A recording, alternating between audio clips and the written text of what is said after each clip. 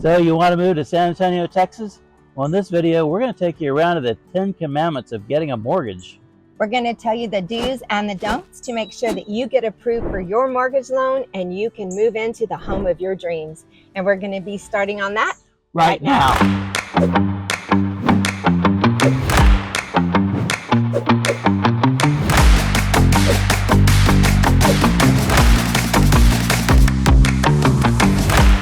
If this is your first time in channel and you want to know everything there is to know about moving to San Antonio, Texas, then make sure you subscribe, tap the bell, and you will be the first to know what's happening in the market in San Antonio, Texas.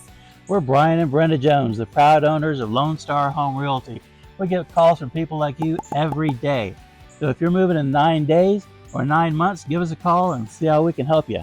All of our information is in the box below. You can call us, text us, email us, or even sign up for a Zoom. We would love to help you make a smooth move to San Antonio.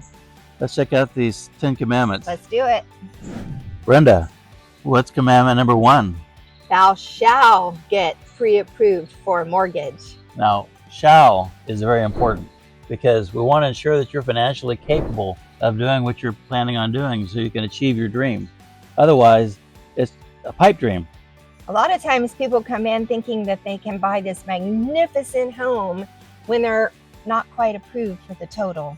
But you need to know your budget. Yeah, and so getting you pre-approved with a qualified lender just gives us a really good idea of where we're going to aim and looking in the homes that you're wanting to buy. It doesn't make a lot of sense for us to show you a bunch of homes you can't afford, you fall in love, and then you're heartbroken. Then you're heartbroken. It's not a good thing. It's not good at all. So make sure we get you pre-approved before we start the process. So Brenda, what's commandment number 2? Thou shalt maintain stable employment. Stable employment. I know you may hate your job. That's a possibility out there. But don't quit before you close on the house. Before you close. Not the day of closing, not the day before closing, not after you close and we're waiting for funding. Do not quit your job. Do not change jobs. Do not change jobs. Do not do anything to your employment. Now you can get a promotion within the same company. That's cool. Just please do not quit your job, change jobs, make any kind of changes to your employment. That's really bad. The reason for this is because the lender is going to pull your credit before we go home shopping and the day before we close. And they're going to check your employment and verify everything once again right before we close. Several times during this process, so don't do anything crazy. So what's number 3, Brenda? Okay, thou shalt save for a down payment and your closing costs. So you need to have enough money to save for closing costs and down payment based on what your budget is and based on your... So how much about is that? Like, what would you say? What percentage of the sales price? Typically 10 to 20% based on... To have cash at closing. Now it also depends. on the funding source. If it's a VA funding, you don't have to have a down payment, but you do have to pay a funding fee. So just make sure you have plenty of cash already saved up because it's going to come in handy and be really necessary to close on the house of your dreams. Okay, number 4, thou shalt check your credit and work to improve your credit score. So this is very important. Now you don't want to have somebody pull your credit just to check it. So if you can go on these websites that Experian and that kind of thing and just run a soft credit. That's not going to be accurate, but at least you'll be in the ballpark. And what we're looking for is somebody above 600, preferably. And if you really want the best interest rate, interest rates are really dependable on your credit score. You're going to want it to be in the 700s or even higher. Yeah. For the prime interest rate, you want to be in the 800s. It really will make a difference. So lenders can definitely work with you, come up with plans to improve your credit. So if you have an issue with credit, reach out to us, let us know. We can definitely hook you up with someone who can help you get that improved.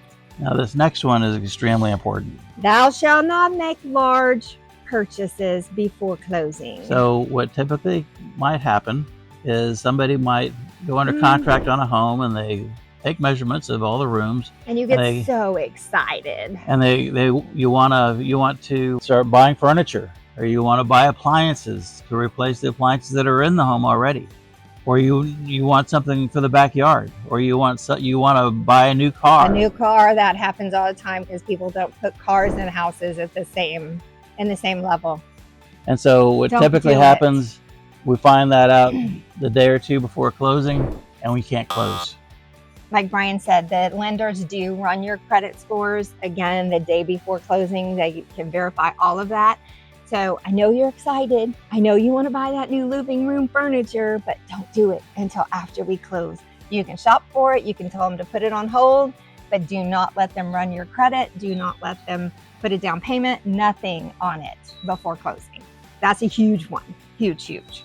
What's number 6, Brenda? Thou shalt be honest, totally 100% honest with thy lender and thy realtor at all times. So you have to provide accurate and truthful information to us and the lender, because otherwise it's all going to come out anyway. Yeah. It's all going to come out. So if you're not being honest with us, it'll come out at closing. Yep. Or we won't close. And it'll be disastrous. So just be open and honest. Don't try and hide anything. There's nothing embarrassing. Just be honest with us, and especially the lender, on kind of the situation that you're in, so that we can really help you. What's number 7? Number 7, thou shalt conduct a thorough research. So it's very helpful for us and for you to do some research on the neighborhoods that you may be interested in, the type of home that you may be interested in, 1-story, 2-story, how many bedrooms you may need. Get your needs and wants in a row and make sure that you have an idea of exactly what you're looking for before we go shopping. Make sure you do know what your needs are versus your wants, because that can really make or break a home. It may have absolutely everything you need and missing one of your wants, and it's still a perfect home for you.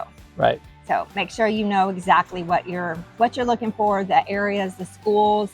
If schools are hugely important to you, let us know, and we will definitely work with you, because I know some families it's really important, others not so much because they don't have kids, or the kids are out of school or whatever. So just let us know truly what you need so that we can make sure we're putting you in the right area.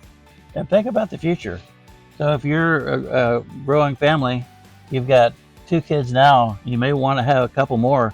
You know you're going to need more than 3 bedrooms. Yep. So think ahead. Think ahead. Because you're going to stay in this house for several years. So, hopefully. Hopefully. That's a good thing. Okay. Number 8. Thou shalt schedule a home inspection.